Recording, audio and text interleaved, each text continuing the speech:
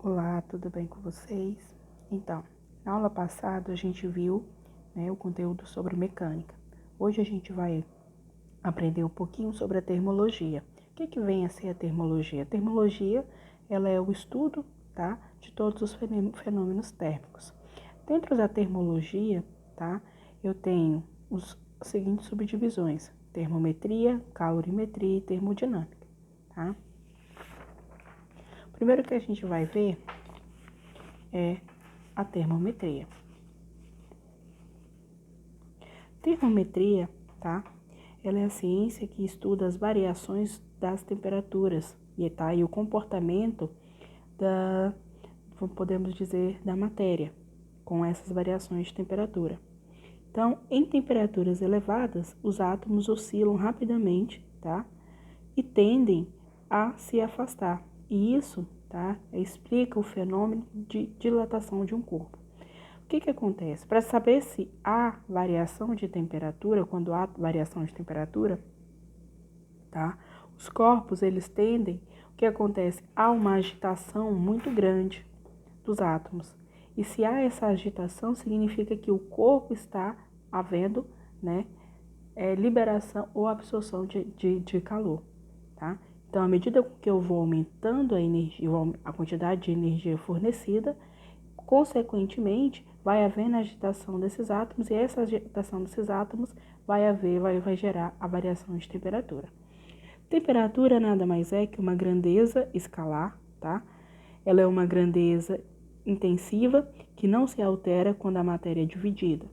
Sem matéria, se não há matéria, significa que também não vai haver variação de temperatura, tá? Significa que o objeto se encontra ali num vácuo. A temperatura nada mais é também que uma medida de energia cinética, ou seja, ela é um tipo de energia mecânica, um tipo de energia o qual a gente viu. Vai haver variações, tá? Quando, por exemplo, eu forneço calor para um corpo, ele tende a sofrer dilatação. À medida com que eu resfrio o objeto, ele tende a sofrer compressão.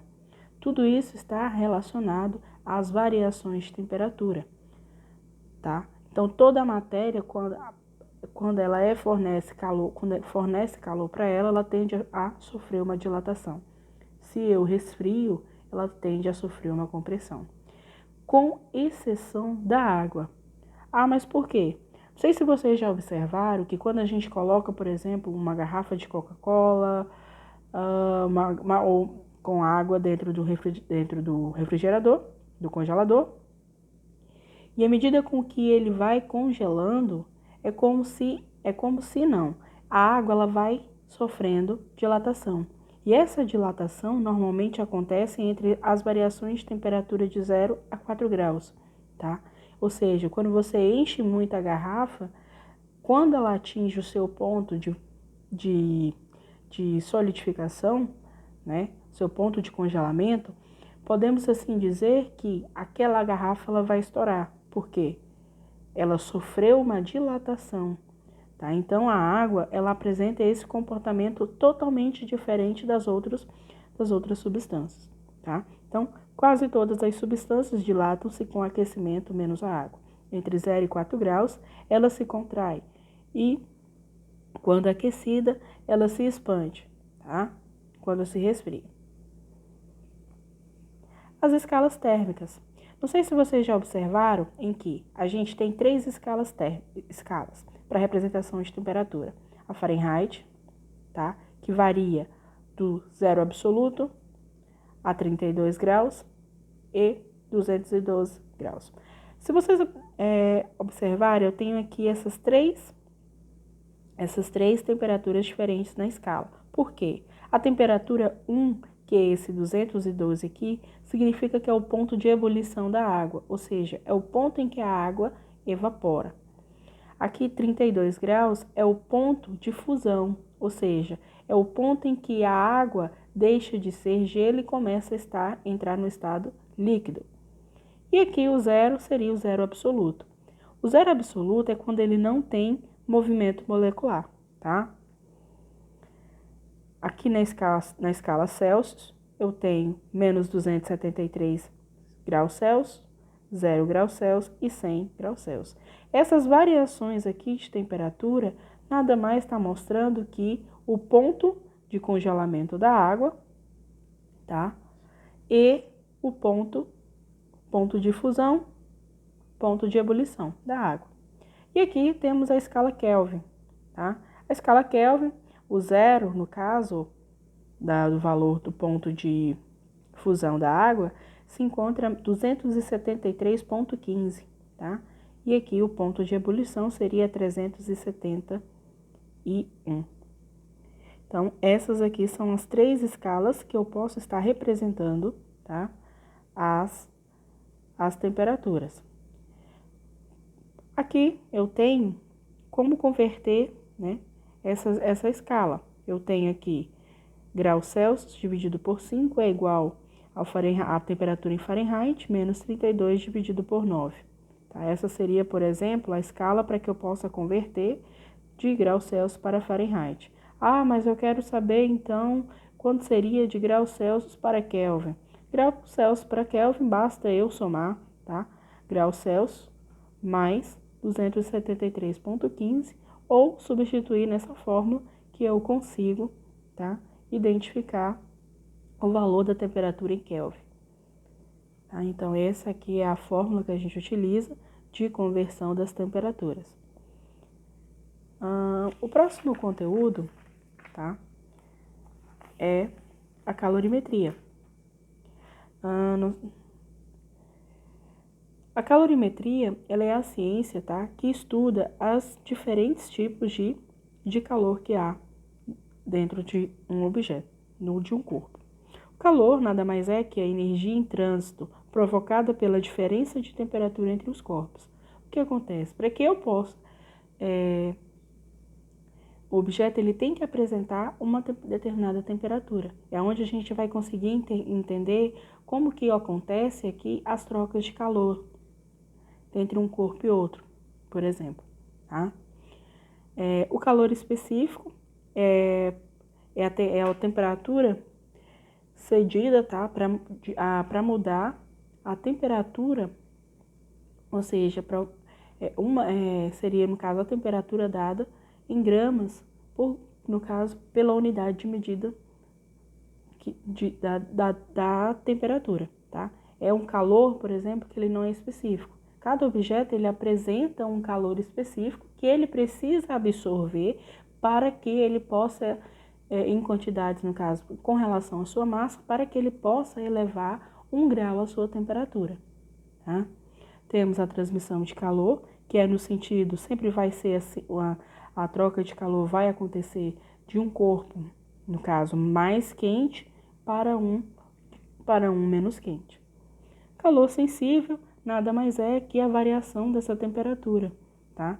Que é dada pela carga, que é igual a massa vezes o calor específico, vezes a variação de temperatura, tá? Só lembrando que essa variação de temperatura nada mais é que temperatura final menos a temperatura inicial, tá? Então, toda vez que vocês virem esse delta, significa que é a final menos a inicial.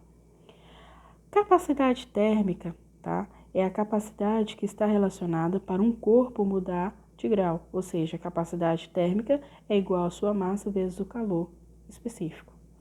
Ou, simplesmente, a capacidade térmica é igual à quantidade de calor recebido dividido pela variação de temperatura, tá? Calor latente. Calor latente, ele é um tipo de calor que está relacionado à mudança de estado físico. Lembra lá que eu falei para vocês que um corpo ele pode sofrer dilatação ou ele pode sofrer compressão. Então aqui, nada mais ele está expressando exatamente isso. Eu tenho a quantidade de calor é igual a massa vezes o comprimento da variação do calor latente. Ou seja, imaginem só que eu tenho um objeto cilíndrico de metal, podemos assim dizer. Vamos colocar aqui. Vamos supor que esse objeto aqui sofreu uma variação de calor. Se ele aqueceu, pode ser que ele haja aí um aumento na sua espessura, ou seja, ele vai dilatar, tá? Então, essa variação, ela entra aqui, é o valor que você vai substituir aqui na fórmula. O que é um calorímetro? Um calorímetro, ele é um objeto o qual ele permite, ele não permite, aliás, que haja troca com o meio externo, de calor com o meio externo. Um exemplo disso seria a garrafa de café. A forma, a sua estrutura interna, o qual ela foi construída, é exatamente para reter o máximo possível de calor dentro e manter o líquido, mais quente por um período de tempo maior. E no caso aqui, essa variação de sinal seria, se a carga ela é negativa, significa que o calor ele foi retirado. Agora, se ele é positivo, significa que ele está ganhando calor. A potência é o quê? É a quantidade de carga recebida dividido pela variação de temperatura ou pela variação de tempo, tá? Por um período de tempo. Então, o princípio da troca de calor, elas diz o seguinte, que a quantidade de calor cedido mais a quantidade de calor recebida é igual a zero, ou seja, precisa com que essas duas variações de temperaturas, para que elas têm que dar igual a zero? Significa que entrou em equilíbrio térmico, tá? Então, para que aconteça o equilíbrio térmico, tem que haver, no caso, o somatório dessas temperaturas, dessas quantidades de calor, e essas quantidades de calores têm que ser igual a zero, tá? Então, ele é muito importante também considerar dentro do princípio, tá? O estado em que se encontra a matéria, tá? Então, a calorimetria estuda isso, é exatamente isso. Ela vai estudar as diferentes formas, de energia absorvida, considerando a massa, as variações de calores específicos, e o tipo o estado em que se encontra a matéria, tá? Por fim, temos então a termodinâmica. A termodinâmica, tá? Ela é a ciência o qual ela vai estudar agora como que funciona, por exemplo, os ar-condicionados. Ela vai explicar, como que funcionam os ar-condicionados, as máquinas, tá? A primeira lei da termodinâmica, ela é o princípio da conservação de energia, tá? Ou seja, o calor fornecido, ele visa o trabalho e a energia. É exatamente isso em que está falando aqui na fórmula. A quantidade de calor é igual ao trabalho realizado mais a variação de energia interna, tá? Ou seja, para que possa acontecer, para que haja a variação de temperatura, tem que ter um trabalho realizado, tem que ter um esforço realizado para que isso aconteça, tá? O calor, ele tende a ceder, calor, ele vai, quando ele começa a fornecer calor para um outro objeto, a temperatura da quantidade, o sinal da quantidade de calor tende a ser negativo. Quando ele recebe calor, tende a ser positivo. E quando não há trocas de calor, significa que a quantidade de calor é igual a zero, tá? A variação de energia.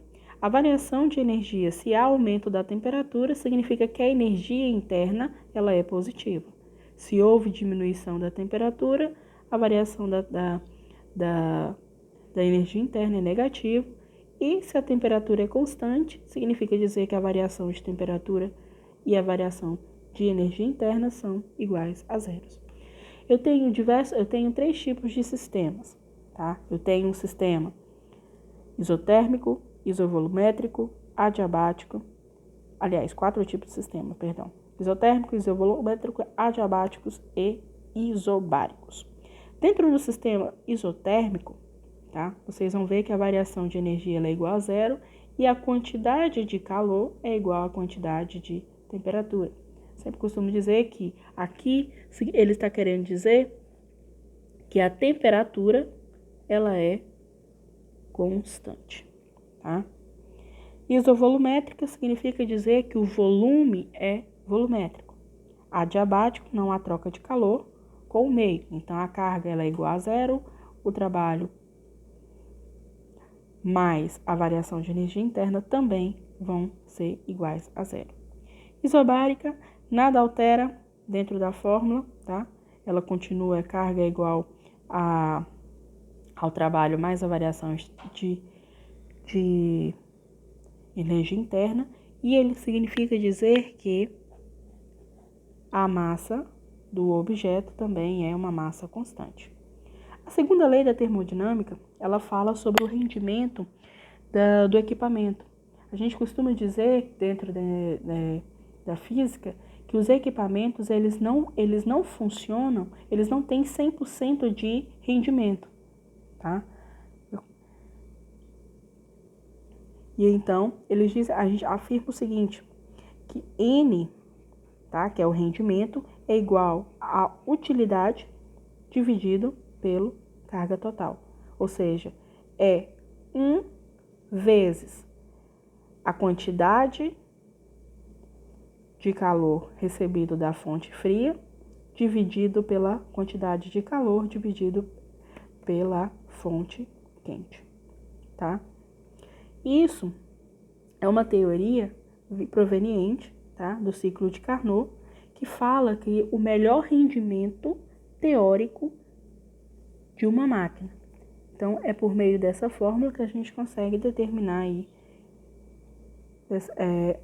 qual que é o melhor rendimento teórico de uma máquina, tá? Então, aqui a gente tem o rendimento é igual a 1 menos a temperatura fria dividido pela temperatura quente, tá? Sendo que essa temperatura, para que eu possa determiná-la, ela tem que ser dada em Kelvin, tá? Então, para isso, eu vou precisar utilizar lá, normalmente, ele te dá a temperatura em graus Celsius e ele pede para você determinar o ciclo de Carnot, qual que é o melhor rendimento do equipamento. Mas para isso, às vezes, você precisa fazer a conversão. Temperatura em Celsius mais 273,15, tá? Então, dentro de um sistema, gente, o que acontece? Se eu tenho dois objetos, tá? E eles precisam entrar em contato um com o outro para que o que esteja com a maior temperatura ceda calor para o que está de menor temperatura, por exemplo. Por que eu não posso guardar objetos quentes, panelas quentes, pratos, enfim, dentro da geladeira? Porque todos os objetos dentro da geladeira vão ceder calor para aquele que está com a maior temperatura. Ou seja, aquele de maior temperatura,